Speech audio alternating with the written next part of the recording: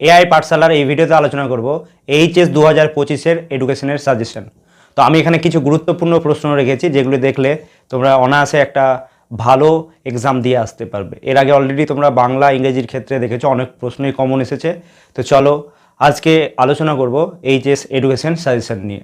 তো তোমরা জানো 3-এর দাগে তোমাদের বড় প্রশ্ন শুরু হবে। 3-এর দাগে দুখানা প্রশ্ন দেওয়া থাকবে, এটা নবম এবং দশম অধ্যায় থেকে আসবে। দুটো প্রশ্ন আসবে, যে কোনো একটা করতে হবে। তো এটাতে 4 নম্বর করে আছে।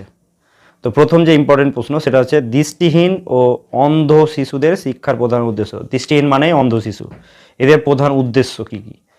বিয়ের প্রশ্ন অন্ধ শিশুদের শিক্ষাদান পদ্ধতি সম্পর্কে আলোচনা করো, অর্থাৎ অন্ধ শিশুরাকে কীভাবে শিক্ষাদান দেয় সেই পদ্ধতি সম্পর্কে আলোচনা করতে হবে।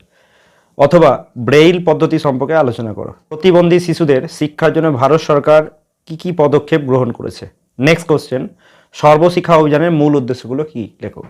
তো এখানে আমি 4খানা প্রশ্ন আলোচনা করলাম। এর মধ্যে ইম্পর্টেন্ট হচ্ছে ডি এর প্রশ্নটা এবং এ এর প্রশ্নটা এবং সেই সঙ্গে বি এর প্রশ্ন। এই 3টে প্রশ্ন খুবই ইম্পর্টেন্ট এই বছরের জন্য। এরপর আমরা চলে যাব 4-এর দাগে। তোমরা জানো 4-এর দাগে একাদশ এবং দ্বাদশ অধ্যায় থেকে দুটো প্রশ্ন আসবে। একাদশ অধ্যায় থেকে একটা এবং দ্বাদশ অধ্যায় থেকে একটা। এখানে 4 মার্কের প্রশ্নগুলো আসবে, যে কোনো একটা করতে হবে, তাহলে 4 নম্বর পাবে। প্রথম প্রশ্নটা যেটা রয়েছে, শিক্ষার একটি উদ্দেশ্য হলেও একত্রে বসবাসের জন্য শিক্ষা, কীভাবে শিক্ষা দ্বারা এই উদ্দেশ্যে পূরণ হয়। বিয়ের দাগে প্রশ্ন রয়েছে কর্মের জন্য শিক্ষার উদ্দেশ্য পূরণে বিদ্যালয়ের ভূমিকা আলোচনা করো। সিয়ের দাগে প্রশ্ন রয়েছে জ্ঞান অর্জনের শিক্ষার উদ্দেশ্য পূরণে বিদ্যালয়ের ভূমিকা লেখো। তাহলে হয় কর্মের জন্য শিক্ষা, নাহলে জ্ঞান অর্জনের জন্য শিক্ষা, অথবা একত্রে বসবাসের জন্য শিক্ষা।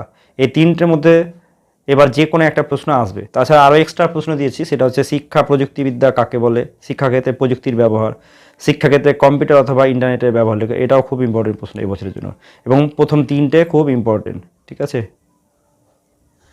এরপরে আমরা চলে যাব 5-এর দাগে। এখানে তোমরা জানো 5-এর দাগে 8 নম্বরের 2খানা প্রশ্ন করতে হয়, কিন্তু প্রথম এবং তৃতীয় অধ্যায় থেকে প্রশ্নগুলো আসবে 3খানা, তার মধ্যে 2খানা করতে হবে, তাহলে 8 দুগুণা 16।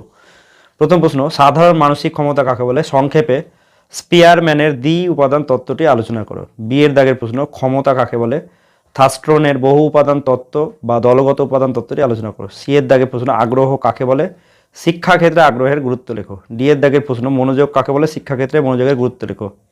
ই এর দাগের প্রশ্ন, শিক্ষাক্ষেত্রে পরিণমনের ভূমিকা আলোচনা করো। এফ এর দাগের প্রশ্ন হচ্ছে স্কিনার বক্স। জি এর দাগে হচ্ছে অন্তর্দৃষ্টিমূলক শিখন কাকে বলে, এই শিখনের বৈশিষ্ট্য লেখো। আর একটা প্রশ্ন থাকবে, অঙ্ক আসবে। এবার মোড এবং মিডিয়ানটা খুব গুরুত্বপূর্ণ, তাহলে মোড এবং মিডিয়ানের অঙ্ক দেখে গেলে তুমি একটা পেয়েই যাচ্ছ। এবং তার সঙ্গে এখান থেকে আগ্রহ কাকে বলে, এটা খুব একটা ইম্পর্টেন্ট প্রশ্ন এবছরের জন্য। এবং পরিণমন ভূমিকা লেখো। এই 3টে প্রশ্ন, অঙ্ক এবং এই ডি এবং ই এর দাগে যদি প্রশ্নগুলো দেখে যায় তাহলে তোমরা কমন পাবেই পাবে। এখান থেকে 8 নম্বরে 2টো করতে পারবে। আর যদি অঙ্ক না পারো তাহলে এ এবং বি এর দাগটা ভালো করে দেখে যাবে। এরপরে আসছে 6-এর দাগে।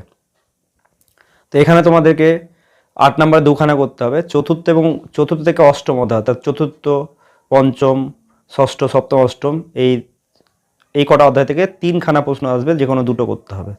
তো এই বছরের জন্য খুবই গুরুত্বপূর্ণ প্রশ্ন হচ্ছে সমসুযোগ বলতে কী বলছে, শিক্ষায় সমসুযোগের ধারণাটি ব্যাখ্যা করে। এটা খুবই ইম্পর্টেন্ট।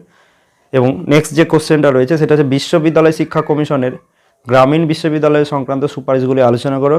সি এর দাগের প্রশ্ন, মাধ্যমিক শিক্ষার লক্ষ্য ও উদ্দেশ্যগুলো কী কী, এই প্রসঙ্গে সপ্তপ্রবাহ ধারণাটি বর্ণনা করো। ডি কোঠারি কমিশনের সুপারিশ অনুযায়ী প্রাক প্রাথমিক, মাধ্যমিক শিক্ষার পাঠ্যক্রম সম্পর্কে আলোচনা করতে। এই প্রশ্নটা খুব ইম্পর্টেন্ট ভিভিআই। এখানে 3খানা প্রশ্ন রয়েছে, হয় প্রাক প্রাথমিক আসবে, নাহলে প্রাথমিক, নাহলে মাধ্যমিক শিক্ষার পাঠ্যক্রম কোঠারি কমিশনের সুপারিশ অনুযায়ী। ভালো করে মনে রাখবে, এই প্রশ্নটা খুব ইম্পর্টেন্ট এই বছরের জন্য। এবং সেই সঙ্গে ইয়ের দাগে প্রশ্ন রয়েছে 1986 সালে জাতীয় শিক্ষানীতির মূল সুপারিশগুলি আলোচনা করো। এবং এফের দাগে প্রশ্ন রয়েছে অপারেশন ব্ল্যাকবোর্ড বলতে কী বোঝো। 1986 সালে জাতীয় শিক্ষানীতিতে অপারেশন ব্ল্যাকবোর্ড ও নবোদয় বিদ্যালয় গঠনের ক্ষেত্রে কী কী সুপারিশের কথা বলেছে। এবং এই এফের প্রশ্নটাও খুবই ইম্পর্টেন্ট। তাহলে আমরা দেখতে পাচ্ছি 6-এর দাগের 3খানা প্রশ্ন ইম্পর্টেন্ট, এ এবং ডি এবং এফ। এই 3টে প্রশ্ন ভালোভাবে করে গেলে তোমরা 8 নম্বরে 2টো করে আসতে পারবে। অতএব এই ছিল আজকের সাজেশন। এরপরেও যদি কোনো রকম কোয়ারিজ থাকে তোমরা অবশ্যই কমেন্ট করবে, এবং আরও সাজেশনগুলো পেতে চ্যানেলটিকে ফলো করে অবশ্যই আমাদের সাথে জুড়ে থাকবে। দেখা হচ্ছে নেক্সট ভিডিও নিয়ে।